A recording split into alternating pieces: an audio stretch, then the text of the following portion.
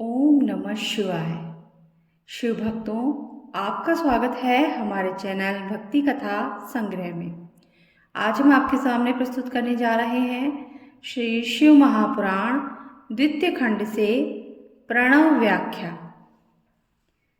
ब्रह्मा जी ने नारद को बताया, उस समय आकाश से गंभीर वाणी में ओम ओम की ध्वनि होने लगी।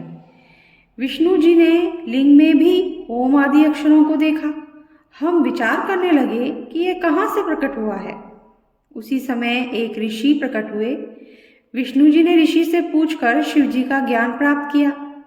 उन्होंने बताया कि एक ओमकार के द्वारा ही शिव जी को जाना जा सकता है। एक एकाक्षर ओम सत्य, आनंद, अमृत, परात्पर ब्रह्म है। उसी एकाक्षर बीज रूप अंड से मेरा जन्म हुआ है। उस ओम का आकार विष्णु है, शिव है। उमा का मोह ना करने वाला मकार नित्य स्वरूप है।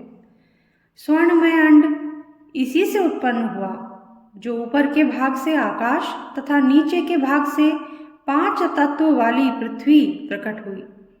इसके बाद 38 अक्षरों वाला वह मंत्र प्रकट हुआ, जो बुद्धिदायक धर्म अर्थ का साधक है। फिर मृत्युंजय मंत्र उत्पन्न हुआ। इसमें ओम, जूम, सम अथवा त्र्यंबकम यजामहे इत्यादि कहा जाता है। इसके साथ ही पंचाक्षर मंत्र नमः शिवाय है तथा क्षम्यो चिंतामणि मंत्र उत्पन्न हुआ। दक्षिण मूर्ति मंत्र भी उत्पन्न हुआ। इसके पश्चात तत्वमासी महावाक्य उत्पन्न हुआ।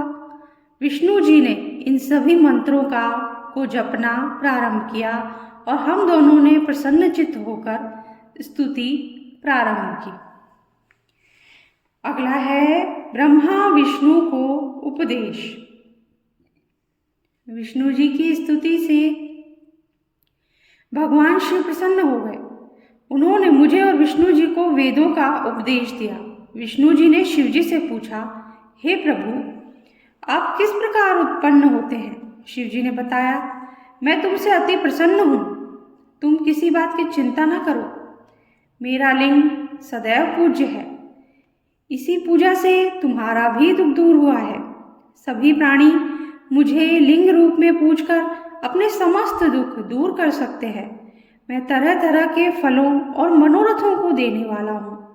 तुम मेरी पार्थिव मूर्ति बनाकर पूजा करो। तुम्हारे अंग से मेरा जो अंग पैदा होगा वह रुद्र कहलाएगा। हे ब्रह्मा, तुम सृष्टि के कर्ता बनो। विष्णु सृष्टि के पालक बने। उमा रूपी प्रकृति की शक्ति सरस्वती ब्रह्मा की पत्नी बने तथा यही उमा रूपी प्रकृति लक्ष्मी रूप से विष्णु की पत्नी बने।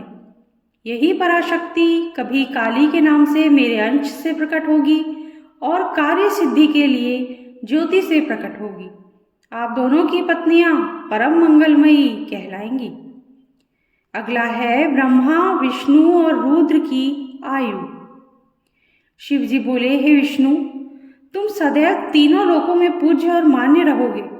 ब्रह्मा द्वारा रची गई सृष्टि के लोगों के दुख दर्द को तुम ही दूर करोगे। अनेकों अवतार ग्रहण करके तुम जीवों का उद्धार करोगे।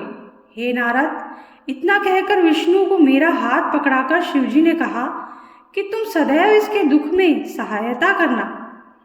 तुम सबके अध्यक्ष और मुक्ति के दायक हो। हे हरि, यदि तुम पर कोई संकट आ पड़े तो तुम मुझ रुद्र का भजन करना। जो मेरे आश्रय में आ जाता है उसके सभी दुख दूर हो जाते हैं। अब तुम तीनों देवों की आयु सुनो। 30 दिन का 1 मास, 12 मास का 1 वर्ष, 100 वर्ष का ब्रह्मा का 1 दिन। इस प्रकार वर्ष प्रमाण से ब्रह्मा की आयु 100 वर्ष है। विष्णु का 1 दिन ब्रह्मा के 1 वर्ष के बराबर है। उनकी आयु इसी प्रमाण से 100 वर्ष तक है।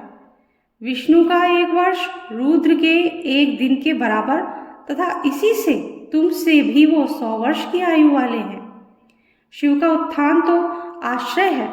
फिर शिवजी अपना वरद हाथ विष्णु के मस्तक पर रखकर अंतर ध्यान हो गए। तभी से इस श्लोक में लिंग की पूजा का प्रचलन प्रारंभ हुआ। अगला है शिव पूजन। ब्रह्मा जी नारद से बोले, तुम्हें लिंग पूजन की संक्षिप्त विधि बताता हूँ, ध्यान पूर्वक सुनो, क्योंकि विस्तार से बताने पर तो यह सैकड़ों वर्षों में भी पूरी नहीं हो सकती। शिव जी की पूजा भक्ति के साथ करनी चाहिए। प्रातःकाल ब्रह्म मुहूर्त में उठकर गुरु एवं शिव जी का स्मरण करना चाहिए तथा भगवान श्री हरि का ध्यान करना चाहिए। इसके साथ साथ अन्य देवताओं तथा मुनियों का भी ध्यान करना चाहिए। शिव स्रोत का पाठ करें। इसके बाद लघु शंखा और दीर्घ शंखा को जाना चाहिए। दक्षिण दिशा में मल त्यागना चाहिए। मल त्याग के बाद 5 बार हाथ धोने चाहिए। बाएं हाथ को 10 बार और दोनों हाथों को मिलाकर 7 बार मिट्टी से मांजें। लिंग और गुदा को भी मिट्टी लगाकर 1 बार स्वच्छ करें। दोनों पैरों में 3 बार मिट्टी लगाकर 3 बार हाथ से साफ करें। वर्ण के अनुसार दातुन करें। छठ, अमावस्या, नवमी के व्रत के दिन रविवार को तथा संध्या और श्राद्ध के समय दातुन ना करें। तीर्थ में विधि अनुसार स्नान करें। संध्या वंदना एकांत में करें। इसके पश्चात प्रथम गणेश जी का पूजन करके विधि पूर्वक शिव जी का पूजन करना चाहिए। आसन पर बैठकर 3 आचमन करें। शिव जी की स्थापना आवाहन कर प्राणायाम करें, फिर ध्यान करें। प्रणव से षटन्यास करें। फिर शिव जी पर वेद मंत्रों से सहस्त्र जलधारा चढ़ावें। शिव जी पर चंदन पुष्पादि चढ़ावें। नाना प्रकार के वेद मंत्रों से शिव स्तुति करें। उन्हें नमस्कार करें। अर्घ्य देकर शिव जी के चरणों में फूल अर्पित करें। इसके पश्चात प्रणाम करके उनकी आराधना करें।